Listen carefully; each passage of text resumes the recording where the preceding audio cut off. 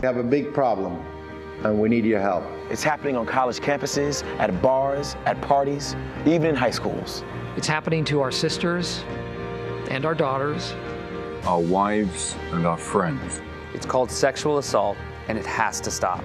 We have to stop it. So listen up. If she doesn't consent, or if she can't consent, it's rape, it's assault. It's a crime. It's wrong. If I saw it happening, I was taught you have to do something about it. If I saw it happening, I speak up. If I saw it happening, I'd never blame her. I'd help her. Because I don't want to be a part of the problem. I want to be a part of the solution. We need all of you to be part of the solution. This is about respect. It's about responsibility. It's up to all of us to put an end to sexual assault. And that starts with you. Because one is too many. That was Daniel Craig, Seth Meyers, Benicio del Toro, Steve Carell, and Dule Hill with President Obama and Vice President Biden. The PSA will air in movie theaters and on military installations and ships. Meanwhile, Senators Claire McCaskill and Kirsten Gillibrand are leading an effort for increased funding to address sexual assault at colleges. Well, long before celebrities and senators entered the picture, the battle against sexual assault on college campuses was led by students who've risen up to hold their schools accountable, sometimes risking sanctions themselves. Students have filed federal complaints at Columbia, the University of California, Berkeley, Dartmouth, Harvard, Yale, University of North Carolina, Chapel Hill, Vanderbilt, Amherst College, and Occidental, among scores of others. The number of complaints against colleges related to sexual violence has tripled since tracking began in 2009, with 33 in the first half of this year alone. Most recently, attention is focused on Brown University, where a student, Lena Sclove, says she was raped and strangled after a party in August 2013. Her alleged rapist, a fellow student, was found responsible for 4 violations of the Student Conduct Code, including sexual misconduct that involves one or more of the following: penetration, violent physical force, or injury. Sclove says a university panel recommended a 2-year suspension, but a dean reduced that to 1 year. Sclove appealed, seeking a harsher sentence, but was denied. Since her accused attacker remained on campus throughout the hearing and appeal, his 1-year suspension effectively became 1 semester. The case has caused a nationwide uproar, but students at Brown and elsewhere say Lena Sclove's story is not necessarily unusual. In fact, in her letter denying Sclove's appeal, a Brown University official cited, quote, the precedent of similar cases.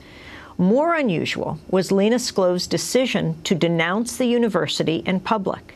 Last week, standing outside Brown's Van Wickle gates, surrounded by supporters, she described her injuries. It turned out I had a cervical spine injury in my neck from being strangled. It's very common for trauma injuries like this to take several months to surface. I could not walk for about 2 months, from January and February. I was bedridden and was forced to take a medical leave. So I lost my 1 semester of freedom, and now my next opportunity to come back as a student to matriculate here at Brown is the same semester that the rapist is allowed to come back and matriculate here at Brown. I feel like I should have been thanked by the administration for keeping this campus safe. Instead, they kept him safe. Lena Sclove speaking at Brown University on April 22nd. Following the uproar over her case, her accused assailant has decided not to return to Brown in the fall. Lena Sclove joins us now in New York, along with Wagatwe Wanjuki, an organizer with the Know Your 9 campaign, which helps empower students to file complaints against their schools under Title IX. She's also a contributor at Feministing and a former student at Tufts University, where she filed a complaint in 2008 after 2 years of alleged rape and abuse by a fellow student, but Tufts did not take action. She was in Washington, D.C. Tuesday for the announcement of the White House report. Lena and Wagatwe, welcome. Lena, let's begin with your case, and thank you very much for joining us. It's extremely brave to speak out as you are doing. Can you talk about what happened to you? Sure. The perpetrator was a friend of mine. We had met at a mid-year transfer orientation. He seemed like a nice guy. We spent time together over the summer, and then we had been intimate a couple of times, and I think it's really important to be open about that because many survivors feel that they can't come forward because not only do they know the person, but maybe they had been intimate or dated the person before. That does not mean that it can't be rape in the future. So we had decided that it was over. We weren't interested in moving forward. We were at a party on August 2nd, 2013. Both of us had been drinking. We left the party, and sort of there was definitely flirtation, and at this point it was all consensual until I was basically pinned against a telephone pole. He had his hand wrapped around my neck. I couldn't breathe, and I couldn't move, and that is the moment it became completely unconsensual, and the rest of the night is the nightmare that keeps reliving in my head. You said you were strangled twice and you were raped.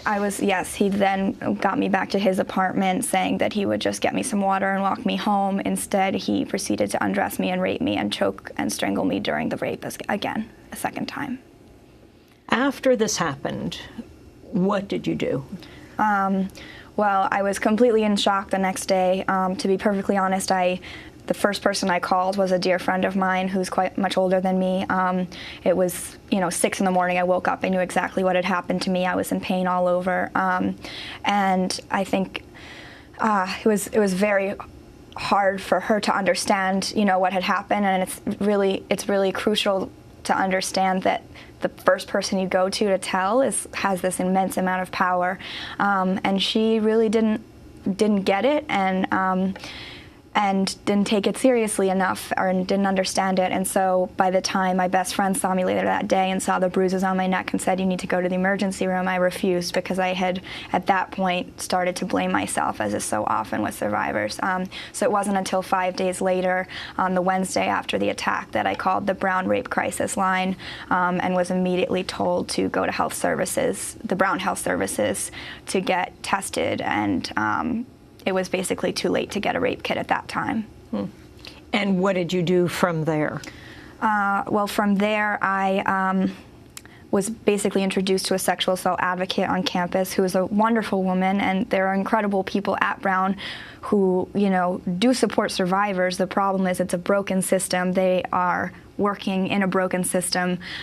So I was advised by many people on my various options. While I was told I could go to the criminal justice system, I was told, in the state of Rhode Island, 2% of accused rapists are actually found guilty and see any time. He doesn't have a criminal record. He didn't have a gun or a knife. You have no physical evidence. This won't go anywhere, and meanwhile, it'll be re-traumatizing. I was also not given the information that it is possible to go to the police, have pictures of the bruises taken, have the evidence collected, and not make a decision at that time whether or not to press charges. So I did not have the full amount of information. That said, I wish I had had that information for my case, but I can only speak personally, especially as a white upper middle class female. I think I should have done that, but for many other people, based on immigrant documentation status or communities of color, going forward to the police is an incredibly different thing than for a white person to go to the police, for a variety of reasons that we can talk more about. And so I think so much of this process is about a survivor reclaiming agency over themselves and their decisions. And so I support each survivor's decision. In my case, if I had had that information, I would have been able to collect the evidence when it existed. 5 days later, the bruises were gone. And so at that time, you did not go to the police? No, I did not go to the police until February. What about the administration? I went immediately to the administration. Within 2 weeks, I had filed an official complaint with the Office of Student Life at Brown University because I had been told by various advisors that it would be a much faster process, it would keep me safe, I would not be cross-examined during the hearing, and that ultimately I would see justice much faster and in a much more humane way than the criminal justice system would handle it. Now, let me talk about what the president said of Brown. Democracy Now! Contacted Brown University's President Christina Paxson and other officials who played a role in the case. Through a spokesperson, they all declined to join us, directing us to the letter from President Paxson, which states, quote, "To be clear, sexual assault at Brown is not tolerated. Every student at Brown has the right to feel safe from the threat of sexual violence. Students who report being the victims of sexual misconduct receive substantial support from deans, counselors, or advocates. In cases where a crime may have been committed, the student is counseled about options for filing a criminal complaint. President Paxson also said that Brown is accelerating a planned review of its policies and procedures. Lena Sclove, can you respond to that statement? First of all, I think it was very poor choice in wording to say sexual assault is not tolerated on this campus a week after my press conference, which clearly demonstrates that it is, because the vice president of the university was the one who denied my appeal, and we can get to that about the sanctions, and the president of the university was quite aware of my case at the time, being CC'd on emails. So clearly there is a tolerance for it, so I do not believe that statement. As for moving forward, that was going to happen anyways. Every 5 years the code of conduct is up for review. This is the year. So the fall they were going to redo the code of conduct and the sexual misconduct policy anyways. So talk about what happens. You reported to the administration. I report to the administration. You know, there's a hearing on October 11th. Witnesses are present. He has this whole document of a whole different night that is not what happened. There's a panel of a professor, a dean, and a student. Now they make the findings. The findings are final. They make recommendations for the sanctions. A week later, on October 18th, I get a letter with a decision that he has been found responsible by the panel for all 4 violations, and that the sanction is he will be suspended until fall 2014. At that time, he will be allowed to reapply for readmission. I immediately am shocked that, this is the case. I assume he will appeal. He does not appeal. I do appeal.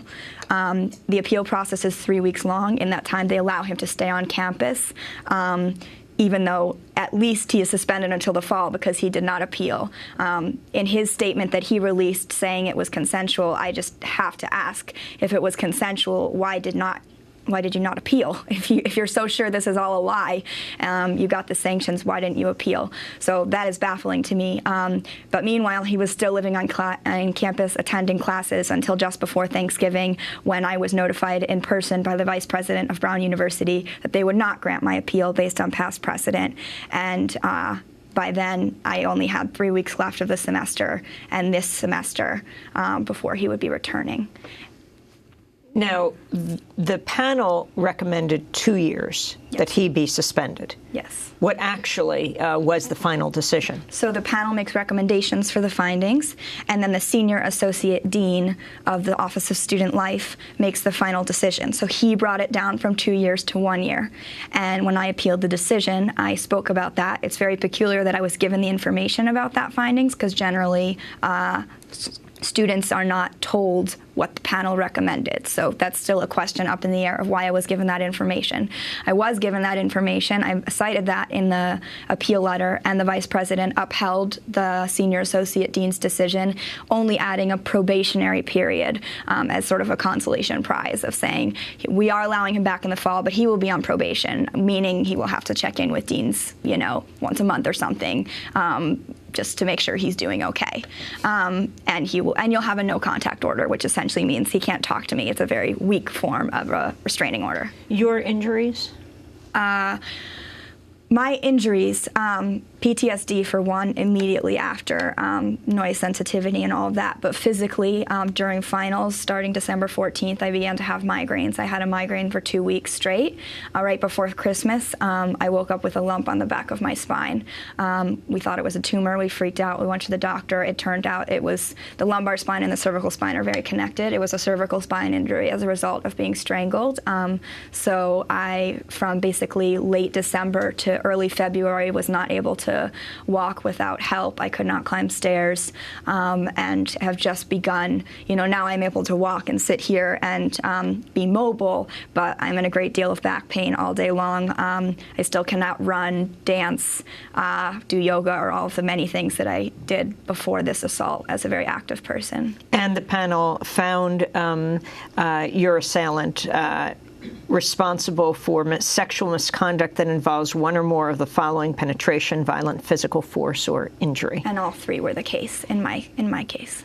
Ultimately, although the dean commuted the punishment to 1 year suspension, the student has decided not to return to Brown? Correct. His attorney released that in a statement to the Brown Daily Herald last week. After your news conference? After my news press conference and after many reporters had covered the issue and his name had been released based on the police report.